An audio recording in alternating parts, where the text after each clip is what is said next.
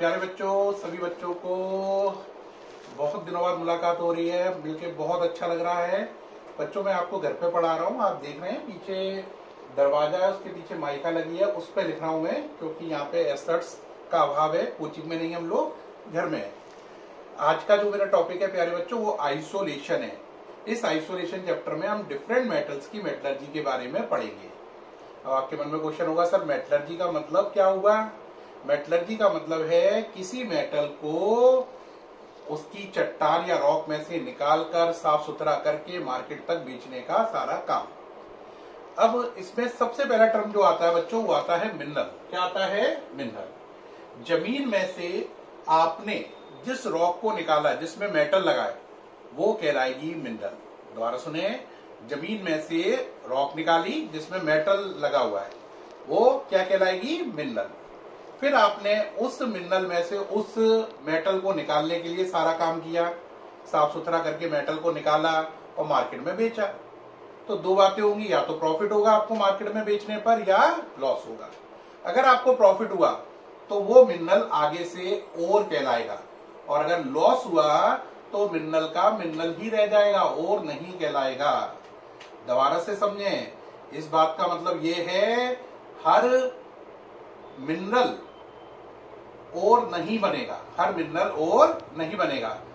हर mineral और नहीं बनेगा मतलब समझ रहे हैं? जैसे जमीन में से 10 चट्टानें निकाली है ना, मेटल लगी वाली, उनमें से 4 में आपको प्रॉफिट हुआ और 6 में लॉस हुआ।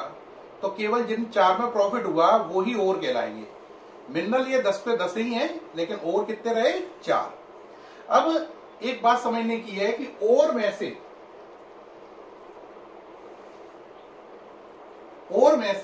हम मेटल को कैसे निकालें। और में से मेटल को निकालने के लिए आपको इम्प्योरिटी हटानी पड़ेगी। और में से इम्प्योरिटी जो होती है उसके अंदर, उन्हें बोलते हैं गैंग या मैट्रिक्स। क्या बोलते हैं? गैंग या मैट्रिक्स। गैंग या मैट्रिक्स है किसके अंदर? ओर के अंदर। जो इम्प्योरिटी है उनका नाम क्या है? गैंग या मैट्रिक्स।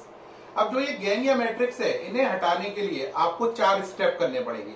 इन चारों स्टेप को मिलाकर बोलेंगे मेटलर्जी। क्या बोलेंगे? मेटलर्जी। मेटलर्जी में कितने स्टेप हैं? 4। पहला है क्रशिंग एंड ग्राइंडिंग।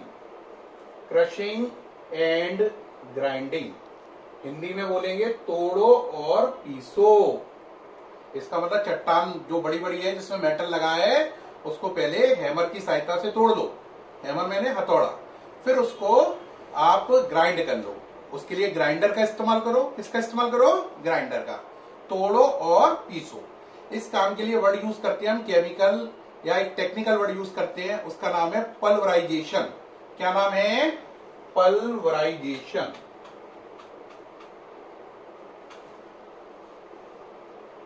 दूसरा है कंसंट्रेशन ऑफ ओर। दूसरा है कंसंट्रेशन ऑफ ओर, यानी कि ओर में से मिट्टी को हटाना कहलाता है कंसंट्रेशन ऑफ ओर। अब आप कहोगे, सर आपने तो 4 स्टेप बताए थे मेटलर्जी में। पहला तो हो गया क्रशिंग एंड ग्राइंडिंग, ठीक, इसके लिए टेक्निकल टर्म पल्वराइजेशन। दूसरा हो गया कंसंट्रेशन ऑफ ओर। सर तीसरा टर्म क्या है?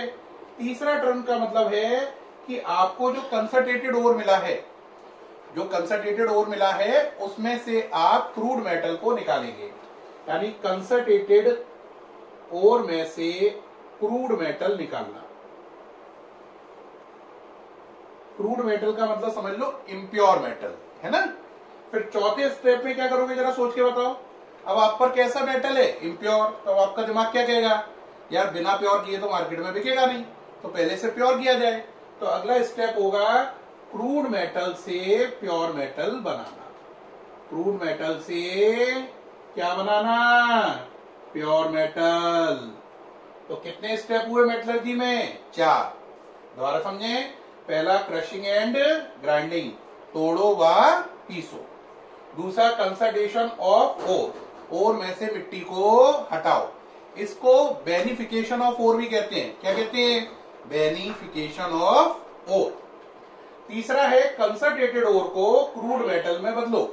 क्रूड मेटल इम्प्योर फॉर्म है मेटल की, तो अब चौथा काम क्या रहेगा?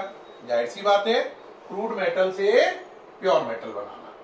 अब अगर हम ये चारों स्टेप सारे समझ लें तो इस चैप्टर का 33% हो जाएगा, यानी 1/3। अब आप कहोगे सर 1/3 ये हो जाएगा तो बाकी 2/3 में क्या है?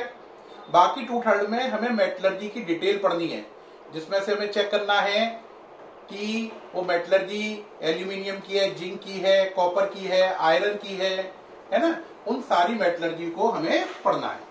तो एक एक करके सारी मेटलर्जी पढ़ेंगे। पहले 33% कंप्लीट करेंगे, फिर एक एक करके वो सारी मेटलर्जी पढ़ेंगे, जो कि चैप्टर का 2/3 है। जैसे वो 2/3 होगा, चैप्टर फिनिश हो जाएगा। अब इसके चारों स्टेप समझाने से पहले एक बार मैं दोबारा रिपीट कर दूं।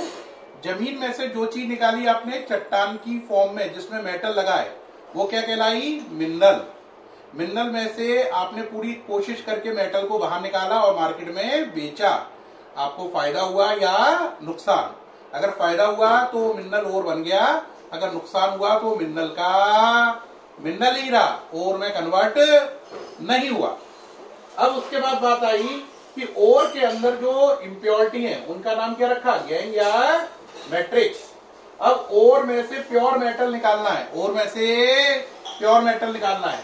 उसके लिए कितने स्टेप करने पड़ेंगे? 4। इन चारों को मिलाकर बोलेंगे मेटलर्जी। सभी बच्चों को बात समझ में आ गई है? ओके है ना? पहला लेक्चर कंप्लीट है ये।